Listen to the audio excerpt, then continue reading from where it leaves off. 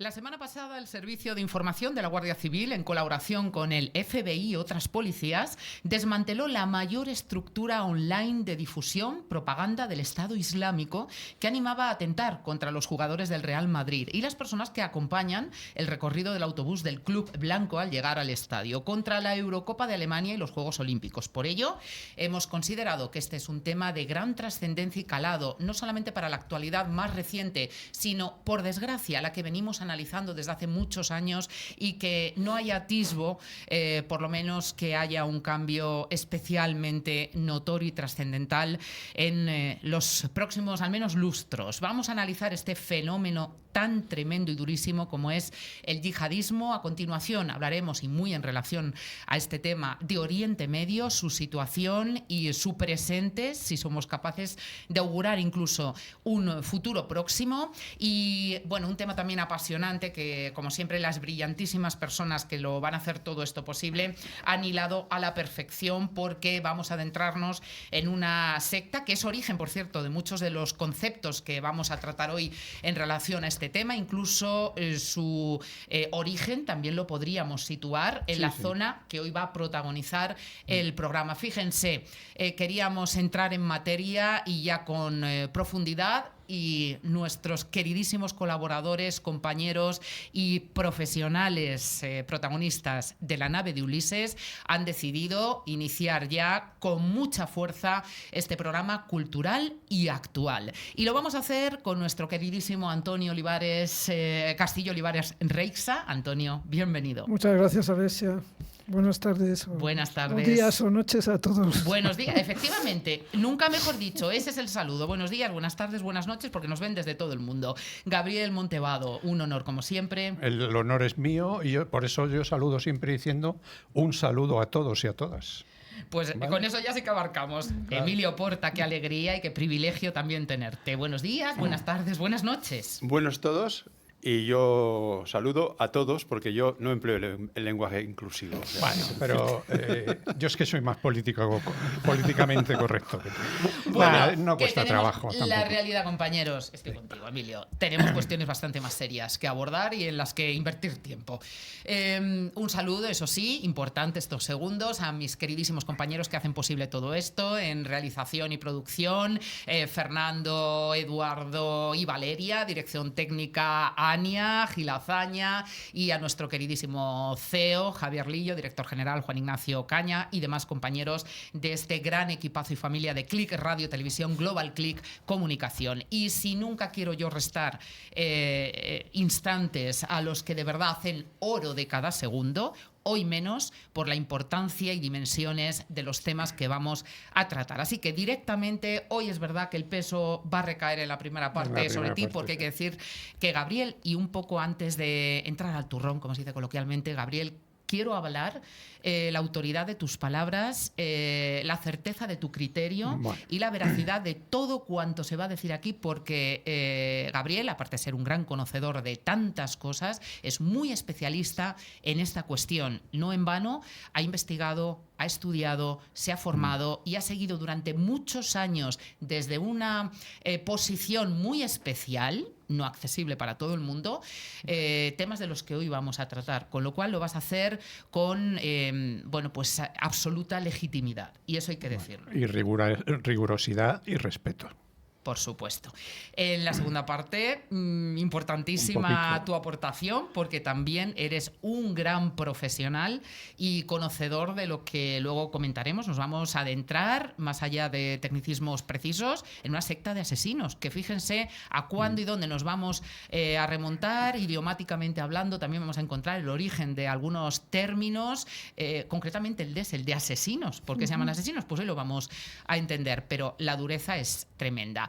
Y Emilio, aparte de tus aportaciones, como siempre, tan valiosas, hoy casi que te pido que te pongas a mi lado como profesional de la comunicación. Aprender, hoy a aprender. No, por favor, yo de ti, que te pongas aquí a mi lado como comunicador y aparte de gran conocedor y persona culta, y aportar lo que tú quieras en los temas, que me ayudes y estés a mi vera en estas cuestiones, porque tela en lo que nos vamos a meter. De la crisis de Oriente Medio, Emilio sabe mucho también. Bueno, pues yo hacía este preámbulo, Gabriel, la relevancia de esta cuestión pues requería quería que abriésemos el programa con estos datos que muy bien recogidos, muy bien llevados a la elección de este tema por pura actualidad. Sí, bueno, es que lo que estás citando, lo que incitaba a esta red es a lobos solitarios a que actuaran. Un lobo solitario actúa en pareja o uno solo, pero detrás tiene a todo el aparato de propaganda. Se le llama así, la prensa lo llama lobo solitario, y es apropiado porque en el momento de actuar sí que es así, pero claro, detrás tiene a todo el aparato de propaganda del Estado Islámico de Al-Qaeda. Cuidado, no es tan solitario en eso. Bueno, ¿qué os parece si antes de comenzar con cuestiones un poco más complejas, sentamos bases? Claro. Desde el momento conceptuales, porque existe también mucha confusión. ¿A qué nos esto... referimos cuando hablamos de yihadismo? Porque se confunde terrorismo, islamismo, yihadismo, Oriente Medio, está todo como ahí en un totum revolutum. Un yihadista es un término occidental, porque ellos le llaman mujahidín, un soldado de Dios, ¿no? Pero es un término occidental. En sí, un yihadista es el que hace la yihad, pero un terrorista yihadista es el que utiliza la yihad como pretexto para hacer terrorismo, para conseguir sus fines, que en el caso del Estado Islámico, Al-Qaeda y ese tipo de organizaciones, es imponer el Islam por la fuerza, ir contra los infieles, imponer el Islam. Esos son los objetivos más o menos. Es así de simple, es un terrorista que utiliza la yihad como pretexto. Es decir, podemos entender, si no me precisáis por favor, si yihadismo lo podemos interpretar como a lo mejor una creencia de tintes religiosos exacerbada, terrorista islámico, cuando llevas ese fanatismo a una práctica terrorista. Exactamente. Sí, bueno, el concepto originario semántico de yihad es guerra santa. Sí. Es el concepto que viene de hace mucho tiempo. Ya. Aunque tiene razón Gabriel, el término ahora se aplica occidentalmente a partir del terrorismo yihadista, pero lo de la yihad de alguna forma viene de mucho antes, ¿no? Hay dos yihads. Está, según el profeta, la yihad mayor, que es más importante y es todo esfuerzo del creyente por ser un buen musulmán, o sea, eso es más interno, más introspectivo, más religioso, y luego está la yihad menor, que él lo dijo así, que es la defensa del Islam. Cuidado, en origen es la defensa del Islam. Lo que pasa es que, bueno, como ocurre en otras religiones, luego a la hora de las conquistas de los Omeya y tal, pues eso era la yihad. Cuando llegan los almohades, que eran también parecidos a esta gente de Al-Qaeda. O sea, porque esta ideología viene de muy antiguo, la ideología rigorista que ahora veremos, ¿no? Y entonces ellos también hacen la yihad. La yihad en principio era defensiva, luego es expansiva, ¿no?, para las conquistas, pero lo que nunca se había utilizado la yihad es para hacer terrorismo, que es lo que ha ocurrido con Al-Qaeda y el Estado Islámico. Porque cuando hablamos de la yihad, ¿nos referimos a una idea única o existen varias corrientes, tipos dentro de...? No, la yihad, en el Islam es lo que acabo de decir. O sea, hay una mayor, que es de carácter religioso, ser un buen musulmán, y la menor, que es, en principio, defensa del Islam. Por ejemplo, por eso, cuando la Unión Soviética entró en Afganistán, muchos musulmanes de muchos países fueron a defender a los musulmanes de Afganistán. Esa es la idea básica. Que, lógicamente, no se relaciona con las diferentes corrientes del Islam. Bueno, es que corrientes del Islam, las principales son sunitas y chiitas. Los sunitas son más del 80%, es mayoritaria, con Arabia Saudí a la cabeza.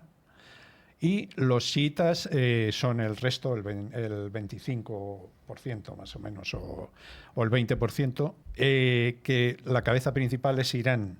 Y para empeorar las cosas, Irán y Arabia Saudí son las potencias principales regionales en la zona que se llevan a matar, que encima...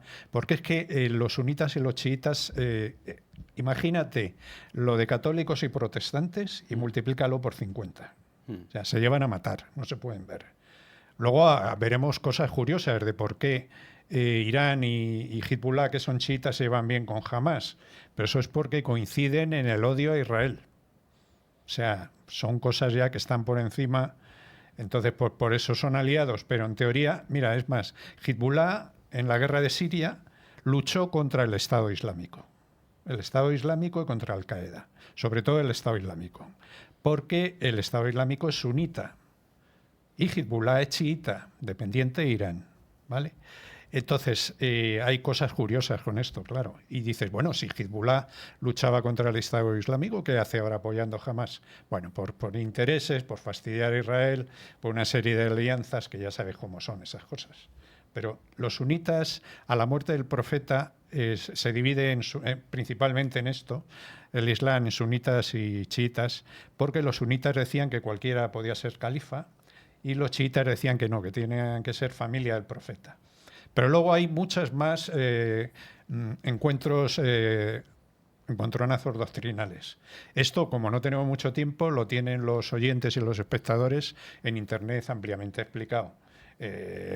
Muchas cosas. No, vamos a hablar un poco. Son cosas doctrinales que a lo mejor Antonio luego lo dice cuando hable del viejo de la montaña y de los hachasín, sí. pero no vamos a perder, pues es que necesitamos otro programa entonces. No, y haremos seguro muchos. Vale. Si quieres hacer alguna precisión de momento, no, Antonio. Es difícil porque realmente Gabriel es un gran experto.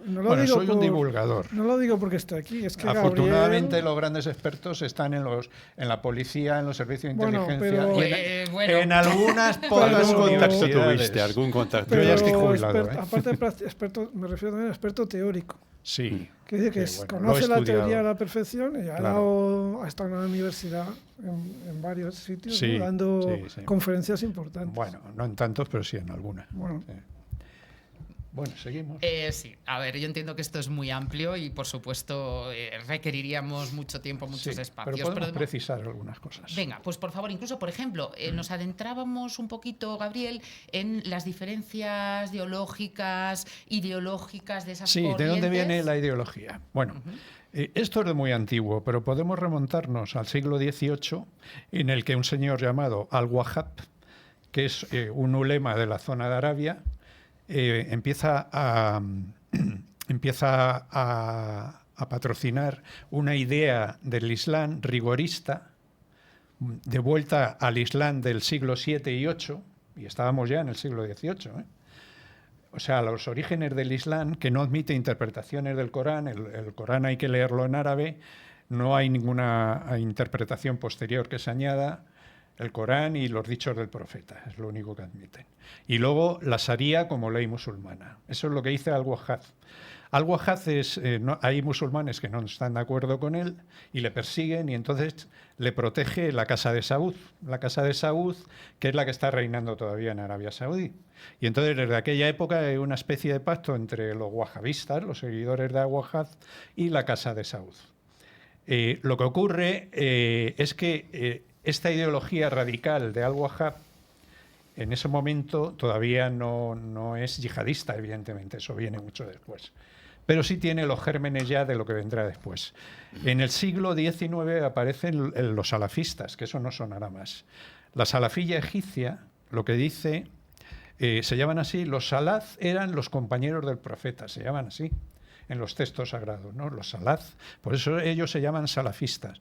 Y es la misma ideología de este señor que venía de Arabia Saudí, tomada también de tratadistas como Al-Tamawiyya y alguno más antiguo del siglo XIII, del siglo XII, pero bueno, fundamentalmente de Al-Wahhab, y evolucionada en el tiempo. Y es una evolución más a lo social y a lo político. O sea, predican, pero ya también son activistas políticos, empiezan a ser activistas sociales y políticos. ¿Esto qué quiere decir? Que empiezan a crear escuelas, empiezan a crear hospitales, empiezan a, en fin, intervenir en la sociedad. Y como todos los gobiernos egipcios son corruptos, en aquella época, pues claro, pues eso les da cierta popularidad. Después, en el siglo, a finales ya del siglo XX, o sea, en el principio del siglo XX aparecen, eso nos sonará mucho más, los hermanos musulmanes, que todavía perviven, ¿no? Que tienen la misma ideología, pero ya lo llevan a la política, ¿no? Dan no solo el paso a lo social, sino a lo político. Esta gente lo que quiere es participar en elecciones democráticas para ganarlas y una vez que se hagan con el poder, cambiar las constituciones y crear repúblicas islámicas. Esto es lo que pasó con Mohamed Mursi después de la primavera árabe, que no triunfó en Egipto por los pelos, porque Mohamed Mursi ganó las elecciones Bueno, no triunfó porque al-Sisi dio un golpe de Estado, si no hubiera triunfado. Pero triunfado para mal, ahora lo explico. Este señor, Mohamed Morsi, gana las elecciones, salía con otros islamistas radicales y gobierna Egipto. Ellos no creen ni en la democracia, ni en el capitalismo, ni en el socialismo, ni nada. Ellos solo creen en el Islam radical y en la Sharia. No creen en nada más. Entonces, lo que hizo Mohamed Morsi al llegar al poder es intentar hacer una constitución en Egipto que convirtiera el país en una república islámica, ¿no? Sí. Entonces hubo un golpe de Estado de al-Sisi, del general al-Sisi. Este hombre luego murió de un infarto en la cárcel. Bueno, lo que hacen es aprovecharse también de la primavera árabe, porque la primavera árabe no era eso, era una apertura democrática. Pero ellos la aprovechan las elecciones, que cuando cae Mubarak, aprovechan las elecciones, llegan al poder. Y esto es muy propio, esto lo hace Hamás también. Y algún caso te iba a decir que, no sé vosotros, estamos encontrando muchos paralelismos con otros fenómenos terroristas muy próximos aquí en España. Es un modus operandi que se repite, se reitera, entiendo, en todos los casos. Pero bueno, incluso algunas organizaciones de extrema izquierda y extrema derecha que no creen en la democracia. ¿Te suena algo de Venezuela? Sí.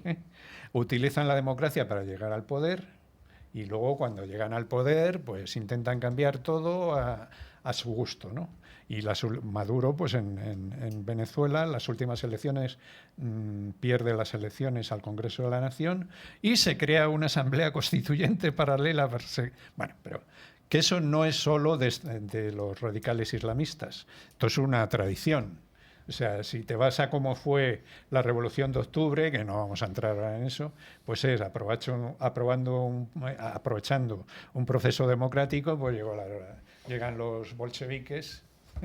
Bueno, pero no vamos a entrar. Esto es clásico. Y Hitler igual. Hitler llega al poder precisamente democráticamente y luego toma el poder de otra manera. Esto no es exclusivo de ellos, nada más. Y sin irnos muy lejos, quiero decir... no, bueno, eso se ve muy próximo. Bueno, eso, yo ya cuando he dicho que algunas organizaciones de extrema izquierda y de extrema derecha lo hacen, en la extrema izquierda lo hace, claro. Bueno, seguimos con el yihadismo. Han llegado a las instituciones. Y has contextualizado muy bien y seguido toda la cronología y los pasos del... Ahora sabemos la ideología, que es el Islam rigorista del siglo VII y VIII. Ese es el famoso fanatismo, ¿no? Como término que se ha popularizado. Y la Sharia, y fíjate cómo eran las leyes de la época con las mujeres y lo demás. Eso pervive para ellos. Fíjate. Lo que pasa es que hay una base teórica, interrumpo poco, en el propio Corán.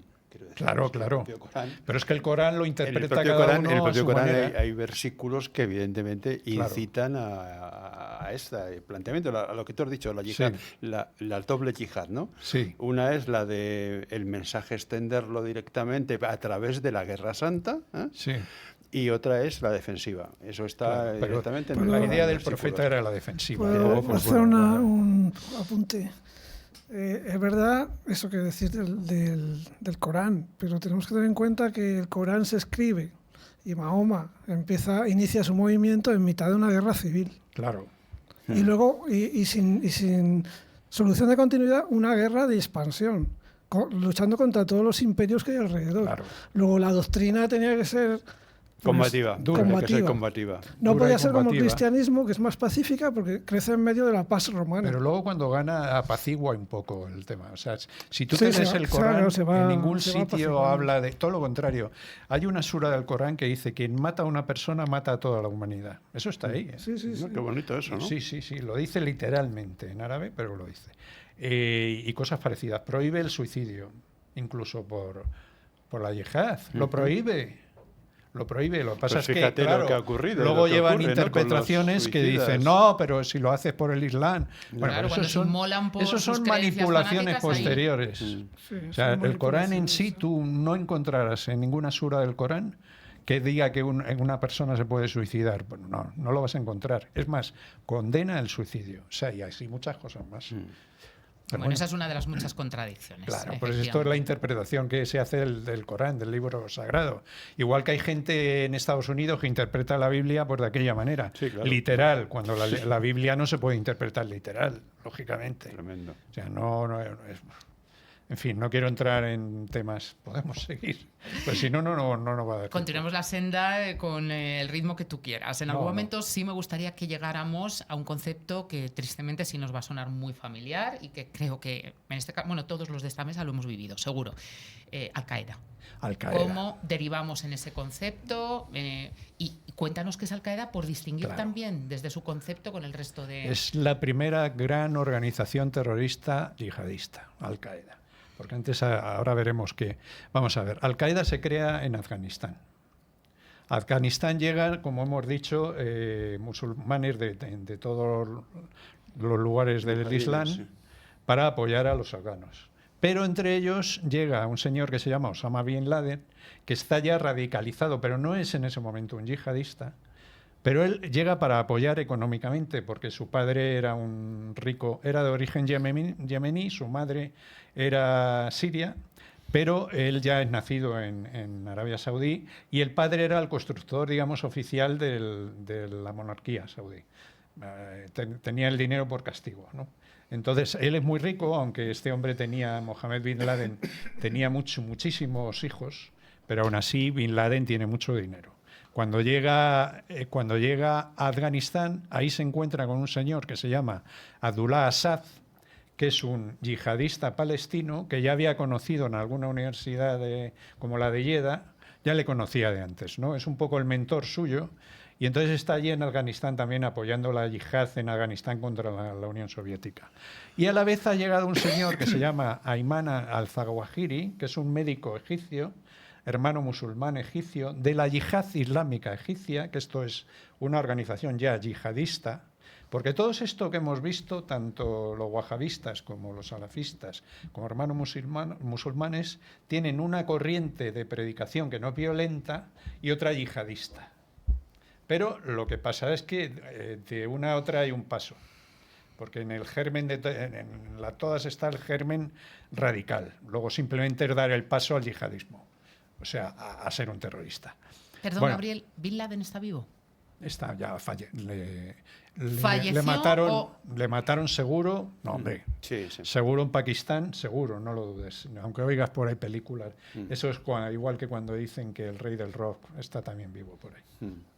O Hitler incluso. O sea, no, está es que esos tres hay alguno que me preocupa más que otros. Muerto y al-Zawahiri también está muerto. Y Abdullah Assad también, y al-Zarqawi, todos están muertos ya. Y Abu Bakr al-Baghdadi también. Totalmente. Bueno, ahí hay otro tema. No que no esté muerto, que está muerto, sino que ahí es un yihadismo ya con un componente político de otro tipo, que ya hablaremos y que luego hablaremos de Oriente Medio, que hay otra serie de connotaciones diferentes, ¿no? Vale. Volvamos a Afganistán. Entonces allí tenemos a Osama Bin Laden, que está influido por Abdullah Assad, y luego tenemos al señor al-Zawahiri, que ha tenido que huir de Egipto porque después del atentado contra el presidente Anwar el-Sadat, que había firmado la paz con Israel después de la guerra de Yom Kippur, porque vio que aquello no tenía sentido, para que también les devolviera a Israel, que la tenía ocupada, la península del Sinaí, como así ocurrió. Entonces lo consideran un traidor, y en una parada militar, yo me acuerdo, porque yo ya tengo una edad, me acuerdo de cómo saltan de los camiones, tiran granadas, los ametrallan, matan al señor, al presidente, y entonces hay una represión brutal, pero brutal, del sucesor, Mubarak, que ha llegado hasta que llega Mohamed Morsi, hasta la primavera árabe. El sucesor, Mubarak, hace una represión brutal contra todos los hermanos musulmanes y contra la yihad islámica, que venían a ser lo mismo. Entonces, a muchos los encarcelan, a otros los matan, y parte de ellos van a Afganistán porque le permitía dos cosas: refugiarse allí y hacer la guerra, hacer la yihad contra los soviéticos. Entonces ahí, por influencia de estos dos, se va radicalizando más Bin Laden. En un momento dado muere Abdullah Assad y su hijo con un coche bomba, que no está claro bien cuál puede ser la autoría, pero estando por allí al-Zawahiri y sus chicos, pues que estaban compitiendo por convencer pues tampoco hace falta 2 y 2 son 4. El caso es que este hombre muere y se queda en manos de Ayman al-Zawahiri, que es el número 2 de Al-Qaeda. Así se crea. Al-Qaeda significa la base. La base, que es una base de datos de los islamistas radicales partidarios de la yihad. O sea, traducido Al-Qaeda es la base. La base. Y lo que hacían ahí en Afganistán es dar cursos de entrenamiento, de adoctrinamiento, todo, ayudados por los talibán. Los talibán por eso luego tienen problemas y ocurre lo que ocurre después de los atentados del 11S y Estados Unidos y las potencias occidentales apoyan a la gente que está contra los talibán y los echan del poder. Luego han sido pacientes y han vuelto, pero eso es otro tema. Eso fue una mala administración y ahí ya nos podemos perder. Bueno, y así nace Al-Qaeda. Al-Qaeda tiene varios atentados contra embajadas de Estados Unidos en África, contra un destructor, contra el buque Kul en Yemen, en fin, se hace notar. Y luego el gran atentado del 11S.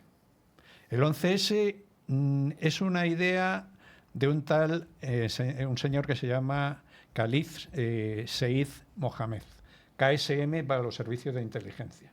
Nunca se dice, porque eso es KSM, ya está. Entonces este señor ya había participado en el primer atentado contra las Torres Gemelas, aquel que se hizo en los aparcamientos. Sí. Su sobrino, Ramzi Youssef, había puesto la furgoneta famosa que casi tira la torre, estuvo a punto. Pero luego no para, Ramzi Youssef es detenido, pero KSM no, y no para de tener ideas maquiavélicas de este tipo, y entonces planea un atentado con aviones por el Pacífico, por el Atlántico, explotando en medio, y lo propone a Al-Qaeda. Bin Laden y Al-Qaeda lo ven como una cosa muy complicada y tal, pero luego con el tiempo, dándole otra vuelta de tuerca, dicen, hombre, esto a nivel pacífico, pero dentro de los Estados Unidos, lo mismo, podíamos hacerlo. Y entonces ahí es donde empieza el 11S. El 11S se podía haber evitado, esto no lo sabe mucha gente, pero se podía haber evitado porque la NSA, que es la agencia que controla todas las comunicaciones... Sí, que es tan fuerte o más fuerte que la CIA realmente. Más, incluso. Para mí tiene más poder. Controla todas las comunicaciones mundiales, aunque es una agencia estadounidense. Pues detecta en Yemen una casa de Al-Qaeda y a 2 de los terroristas que luego van a aparecer en Estados Unidos. Estos 2 terroristas viajan a una cumbre yihadista en Malasia y mientras ellos están reunidos hay gente de la CIA, ya la CIA, porque la NSA en operativo es menos que la CIA, aunque luego, como dice Emilio, tiene más poder, más información. Pero bueno, agentes de la CIA entran en la habitación del hotel y ven los pasaportes de estos 2 y ven que tienen visado a Estados Unidos. Pero como la CIA se lleva muy mal con el FBI y la CIA no puede actuar en teoría dentro de los Estados Unidos, no le comunica nada al FBI. Y entonces luego les pierde la pista, no le dice nada al FBI y estos entran en Estados Unidos con sus nombres verdaderos, toman clases de carnet de conducir, toman clases de aviación con sus verdaderos nombres. Fuertes. Si la CIA le hubiera dicho al FBI que cuidado con estos tipos, los hubieran detenido, los hubieran interrogado, y yo no digo que cogieran a todas las células que intervinieran en el 11S, pero sí podían haber cogido unas cuantas y evitar lo más gordo del atentado. Pero bueno, el caso es que lo hacen y luego, bueno, pues de ahí surge la figura de Bin Laden, se ensalza entre los radicales islamistas y ya conocemos todo lo demás. Luego Bin Laden en Pakistán, en Abbottabad, es abatido por los SEAL, eso dalo por hecho, está muerto. Y nada, y ahí acaba, pero resumiendo mucho, claro, porque si nos ponemos... Has llegado hasta el 11S. Sí. ¿Tendría que preguntarte, dentro del contexto del tema que estamos hablando, por el 11M?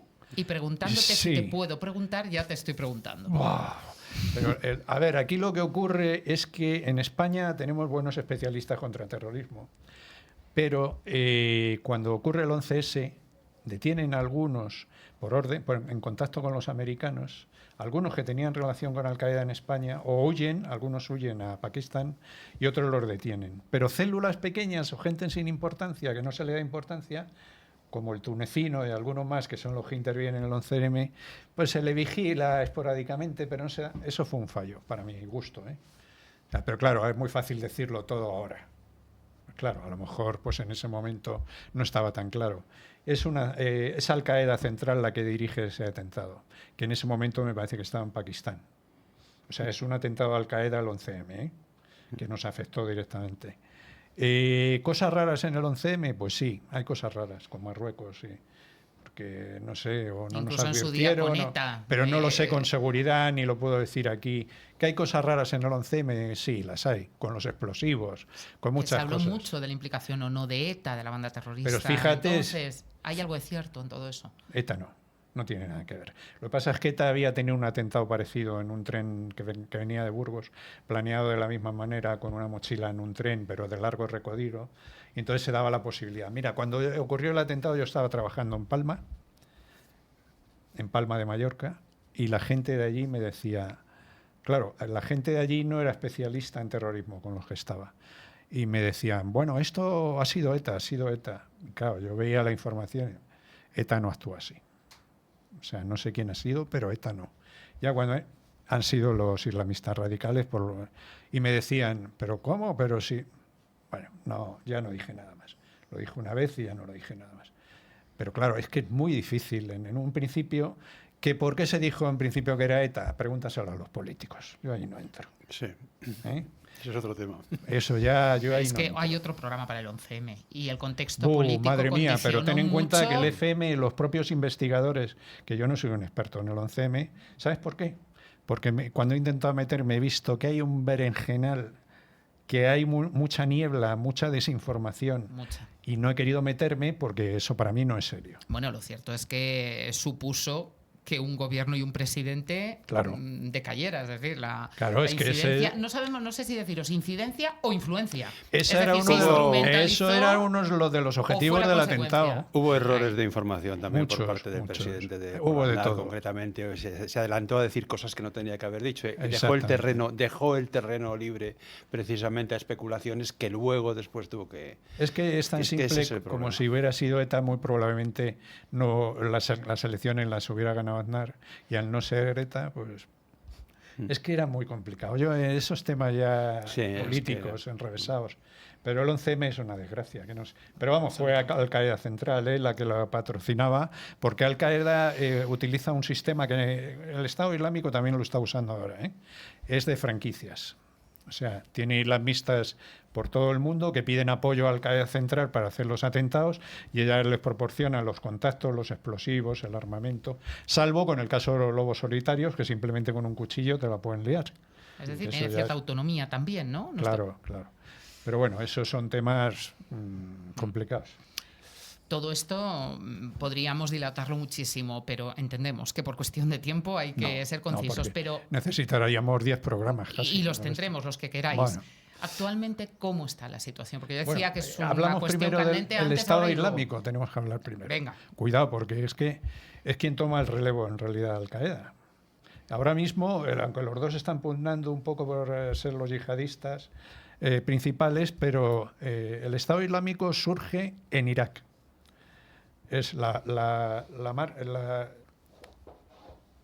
donde empieza a fraguarse es en Al-Qaeda en Irak, que ni siquiera al principio es Al-Qaeda, porque era un grupo de islamistas radicales capitaneados por un señor que se llamaba Al-Zarqawi, que era un terrorista jordano, que tenía su propio grupo internacional de yihadistas, que se une a yihadistas locales de Irak, y luego la famosa resistencia que llamaban los que se resistían, pero la famosa insurgencia que llamaban los norteamericanos era los islamistas radicales de Al-Zarqawi con los locales y con todos los que habían salido rebotados de la administración anterior cuando llegan los norteamericanos. Porque los norteamericanos, lejos de hacer bien las cosas como las hicieron sus abuelos en Alemania y en Japón, en vez de llegar en Alemania y decir, bueno, sí, nazis, pero es que aquí el que era el administrador de la Saguarda en Hamburgo tenía que pertenecer al partido porque si no, no le nombraban. ¿Eso quiere decir que fuera de ideología nazi? Pues a lo mejor no. Entonces hacen una criba entre los que sí son de ideología nazi y los que no, y entonces se quedan con algunos alemanes para administrar el país, que lo saben hacer mucho mejor que ellos, porque el administrador de aguas de Hamburgo no le tienes que explicar nada, y seguía llegando, he puesto un ejemplo, ¿no? Seguía llegando el agua a Hamburgo. Luego se dan cuenta en Japón también que si toman medidas contra el emperador, pues aquello es muy duro y tragan, aún sabiendo que el emperador, pues bueno, tuvo ahí sus cosas. Hay una película muy buena que se llama así, Emperador, que explica un poco el proceso de... bueno, pues eso no lo hacen en Irak. Cuando entran en Irak, entran en tropelía y a todo el ejército iraquí y al servicio de inteligencia los mandan a freír espárragos hablando mal y pronto. Esta gente se va a casa incluso con el armamento, con los AK, y se sienten humillados y se unen a la insurgencia. Entonces, claro, por eso tuvieron tantos problemas. Los norteamericanos, cuando llega el presidente de Estados Unidos, Bush, en aquel acorazado diciendo, ha acabado la guerra y hemos ganado. No, ¿qué va? Acababa la guerra convencional, pero la peor, la guerra de la insurgencia, empieza después y es mucho peor que la otra. Y tienen muchas más bajas los norteamericanos que en la guerra convencional. Bueno, pues ahí estaba al-Zarqawi, que al-Zarqawi en un momento Al-Qaeda no le quiere dar el título de jefe de Al-Qaeda en Irak porque Bin Laden y los demás le consideraban a al-Zarqawi un sanguinario. O sea, fíjate cómo tenía que ser el personaje para que Al-Qaeda lo considerara un sanguinario. Bueno, pues este señor le matan en un ataque aéreo, pero de su célula inicial, con más gente de lo que estamos hablando, cuando empieza la guerra de Siria, toda esta gente de la insurgencia va a combatir a Siria. Y se crea el Estado Islámico. El Estado Islámico que se llama también Daesh, se llama ISIS, se llama ISIL, de todo. Sí, tiene mucho una postilla, sí. Ahí cambian un poco las cosas porque como vienen de una ideología suní, sí, de alguna todos forma, son suníes. Claro, de alguna forma luchan contra el Assad, que tiene... El Assad se educó en Londres y no tiene ningún tipo de ideología. No es un islamista, nunca lo ha sido. Pero de alguna manera, se luchan contra él directamente. Y ahí se produce ya otro elemento muy curioso, que es lo que yo quería diferenciar al respecto. Y es que por primera vez Estados Unidos aprovecha y hace algo que va contra lo que ha sido su propia historia con el Estado Islámico. De hecho, hay reuniones de al-Baghdadi con McCain directamente. Sí, bueno, hay fotos, hay fotos y tal. Y es que aprovechan eso precisamente para intentar de alguna forma derribar el régimen de al-Assad. Eso es real, o sea, es concreto. Es que es así. Que hay cosas raras, porque hay gente que se escapó de la cárcel. Claro, es un elemento contradictorio, ¿no? Es como, habiendo luchado contra el Estado Islámico todo el tiempo, sin embargo, en este caso concreto, la lucha es relativa. Es decir, hay cosas muy oscuras en todo ese tipo, tú lo sabes perfectamente, cosas muy oscuras. Hay fugas masivas de las cárceles que no se explican. Como lo de los cascos blancos, el observatorio y tal, una serie de cosas realmente ahí mezcladas, que entran ya en un tema de geopolítica. Exactamente. De geopolítica, donde ya las ideologías no importan tanto y la geopolítica sí. Claro. Por eso, curiosamente, es que es una cosa increíble, Rusia entra directamente a luchar contra el Estado Islámico apoyando a el Assad y se produce evidentemente un enfrentamiento también más teórico que práctico, porque tampoco hubo guerra, una lucha Era por directa. Intereses. Rusia tiene una base aérea naval importante en el tema. Pero bueno, eso claro, por intereses es siempre. Pero bueno, pero se da ese planteamiento que es un cambio absolutamente contra natura. Porque, claro, y por eso se habla, y hay documentos y tal, de que en un momento concreto McCain se reúne con al-Baghdadi, ¿no? McCain era un personaje muy curioso. McCain era un héroe de guerra, murió, por cierto, se le rindieron honores. Y él era un hombre que era un iluminado. Él se creía, estaba convencido absolutamente. Pero iba un poco por libre, por eso te digo que bueno. No, pero por libre, claro que iba por libre. Por ejemplo, él la escribió. Que no era un contacto oficial de los Estados Unidos con al-Baghdadi. Independientemente de lo que se produjo, como se produjo la invasión de Irak y que se vio que realmente luego las pruebas no existían y todo lo de armas de destrucción masiva, él estaba completamente convencido que había que derrocar a Saddam Hussein en nombre de la libertad, pero estaba convencido de algo que no era cierto. Él escribió un artículo en el New York York Times, en el que decía, en el momento que caiga Saddam Hussein, todo el pueblo de Irak y todos los mandos y todo el mundo, hartos de la dictadura de Saddam Hussein, nos recibirán con los brazos abiertos y habrá un gran desfile de las fuerzas liberadoras americanas y toda la historia. Cosa que se demostró después que no era cierto, que fue absolutamente falso. Pero porque lo hicieron muy mal. Bueno, pues yo te digo, pero que McCain fue una de esas personas que creía, ¿no?, realmente que el pueblo iraquí estaba totalmente sojuzgado y tal. Sin embargo, Saddam Hussein, que era un nacionalista, como lo fue Nasser en Egipto y como lo fue Saddam, independientemente de todo, Sadat en Egipto, sin embargo, había una gran parte, aparte de que le apoyaran todos los mandos militares, etcétera y tal, había una gran parte de la población iraquí que apoyaba a Saddam Hussein. Esto es una realidad, es historia, no es otra cosa, ¿no? Sí, el Estado Islámico toma parte de Siria, luchando, incluso llega a pegarse con Al-Qaeda. Pugnan los dos. Y al final Al-Qaeda tiene que ceder al Estado Islámico y parte de Irak también. Y Libia, y lo que jugó en Libia. Bueno, ahí hubo una guerra de mercenarios. Lo de Libia fue un tema de mercenarios realmente. Eso es diferente. Es otro tema. Señores, ¿qué os parece? Si, lógicamente, dada la amplitud, el interés y además el foro de información que estamos teniendo, porque esto no puede enriquecer más. Fíjense los datos que hemos conocido y es tan solo el preámbulo de los que podemos llegar a saber de vuestra mano. Pero lo tomamos como un preámbulo a próximos programas que nos extendamos.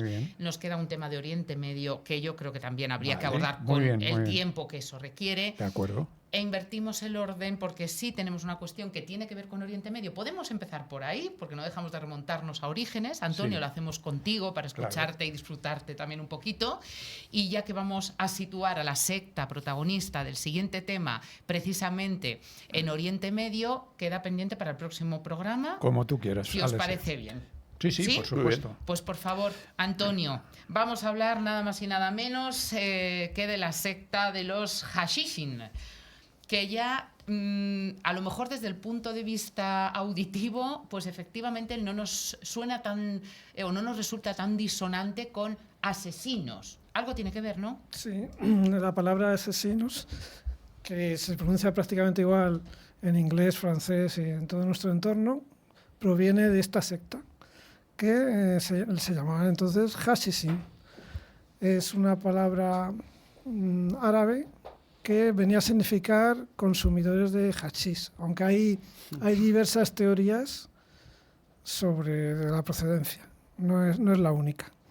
Pero es el sobrenombre peyorativo que dieron una secta una secta más del Islam. Habíamos dicho antes que se dividió en sunnitas, chiitas, pero más adelante aparecieron los ismailitas. Cuando el séptimo imán de los chiitas, pues se llama Ismail, no quisieron, la apartaron, su padre le apartó en beneficio de su hermano. Entonces se desgajó esta nueva corriente y rápidamente, como era minoritaria totalmente dentro de los chiitas dentro de los sunnitas minoritarios, pues la pusieron un poco fuera de la ley, se hicieron clandestinos y fueron creando una doctrina, un dogma, que en el fondo resultaba muy interesante porque estaba libre de algunos elementos del Islam y tenía, sin embargo, otros que en Persia eran muy valorados, ¿no? Más próximos al mahdeísmo y tal. Eran además más comprensivos con cristianos y judíos y tenían una doctrina que mucha gente culta la tomó. Pero vamos, esta secta, que prosperó durante los siglos XI al XIII, luego desapareció prácticamente, aunque ha llegado hasta nuestros días con otros nombres, ¿no? Pero en aquella época pues tuvo mucha preponderancia. Pero no sé por qué empiece, porque también es un tema amplísimo y no me importan las interrupciones. Ni a nosotros escucharte cuando es que sonaba, estaba anotando aquí algo y el ruido del boli, pues no. Pero que vosotros, por supuesto, si queréis preguntar a Antonio, matizar. Eso es pero historia mientras, medieval. por Él favor, sabe, él sabe Historia tanto medieval, esto. él es Lo expone muy especialista. bien. Vamos a seguir aprendiendo, Por favor. Antonio, vamos a seguir aprendiendo. Bueno, Venga, pues sigue. los ismaelitas también, con el correr del tiempo, también se dividen en dos. Y entonces ya tenemos una última corriente que son los nizaríes.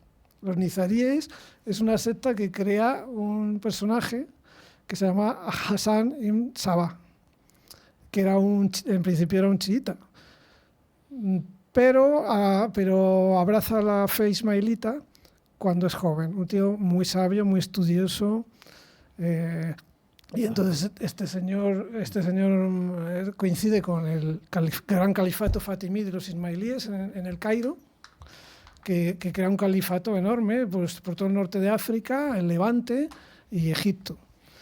Y aprovechando eso, este señor se pone al servicio de este califa y, bueno, pues le tienen que echar porque era tocaba un poco las narices con la corrupción.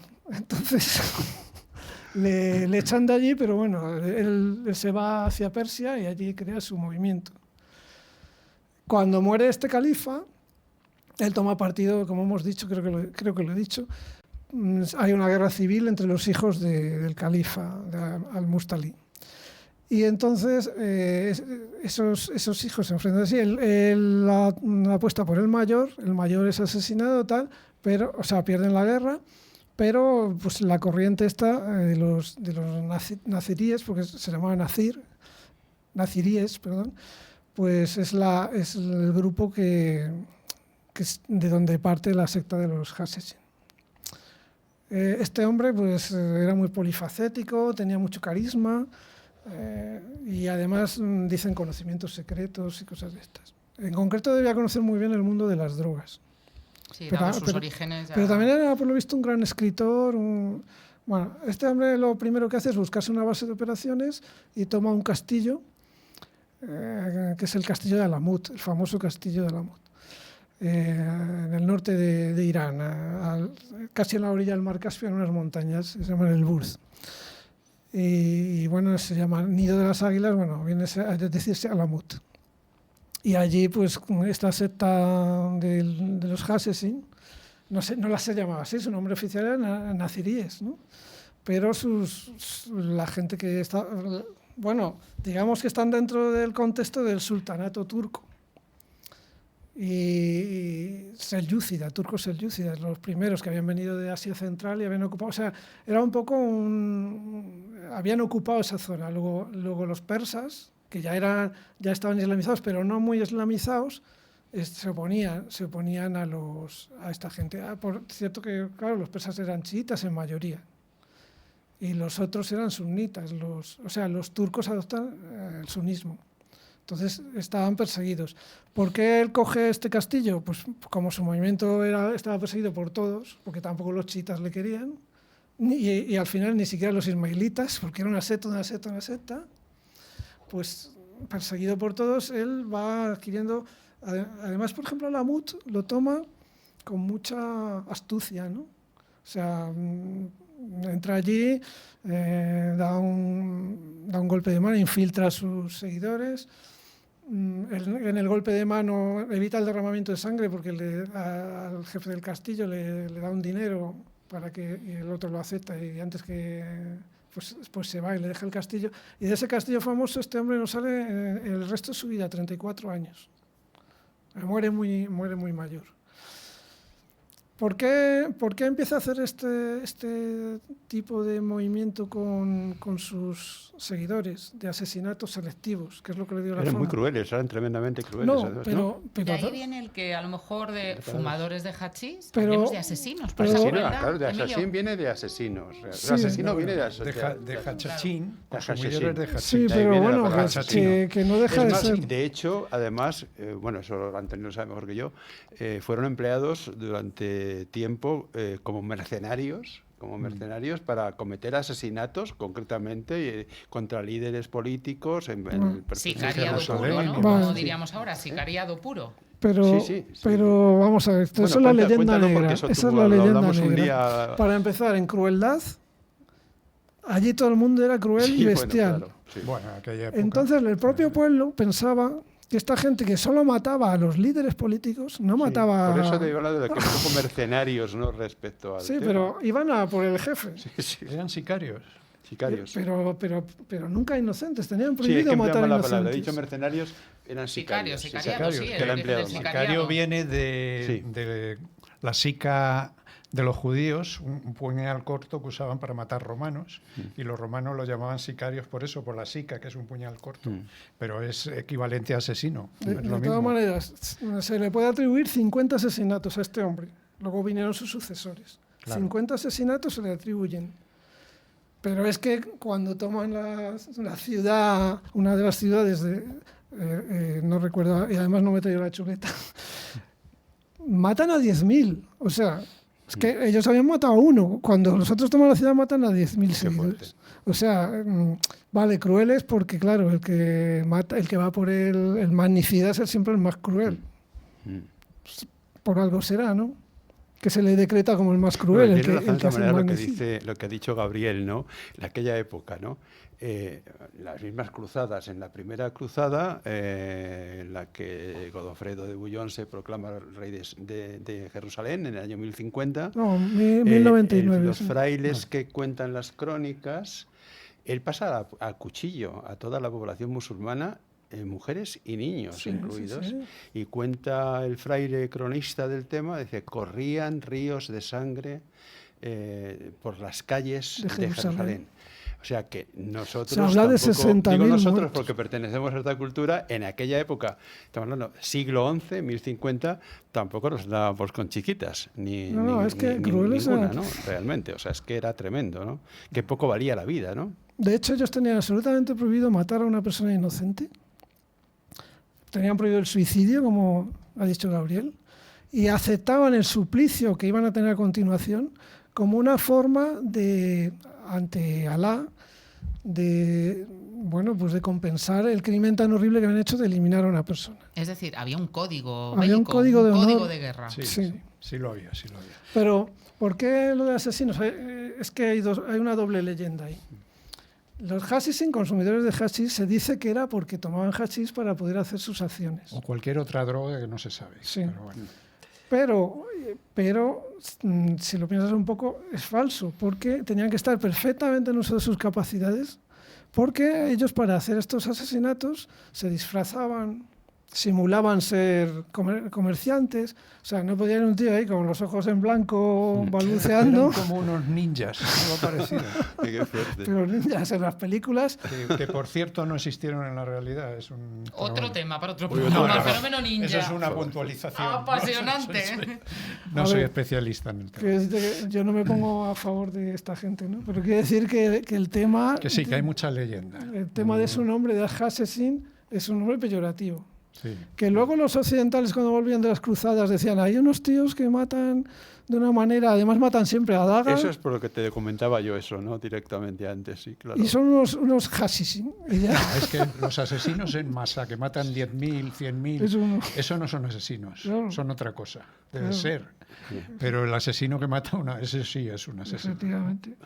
Que yo no digo Stalin, Hitler, no, claro, eso no. Vamos a pensar que cuando mataban a un líder político, mató de hambre, cuando mataban a un líder político, eso da para otro tema. Tampoco hay que considerar que en el fondo igual que todo los el mundo sicarios, es inocente. los sicarios da para otro tema también. O sea, el tema bueno, nos queda un minuto, compañeros. Si queréis, por favor, conclusiones. Resumen, yo creo que se puede hablar mucho de esto porque es muy interesante. Es muy interesante. Lo curioso es que se van sucediendo en el tiempo, los viejos de la monarquía. Que ha dicho algo que también tenemos que rescatar, que a día de hoy todavía podemos hablar de algún germen pero ya no son asesinos. Ya es muy sucedido. El Aga Khan es el descendiente de estos ellos lo llaman viejo de la montaña, ¿no? Sí, de esa corriente del Islam. Sí. Del actual Aga Khan, ¿quién es? Porque el Aga Khan clásico del que se habla siempre en las leyendas cinematográficas, que era el que era el marido de la Beguni, que tuvo incluso además con varias actrices, sí. Pero es curioso porque durante un tiempo se hablaba del Aga Khan.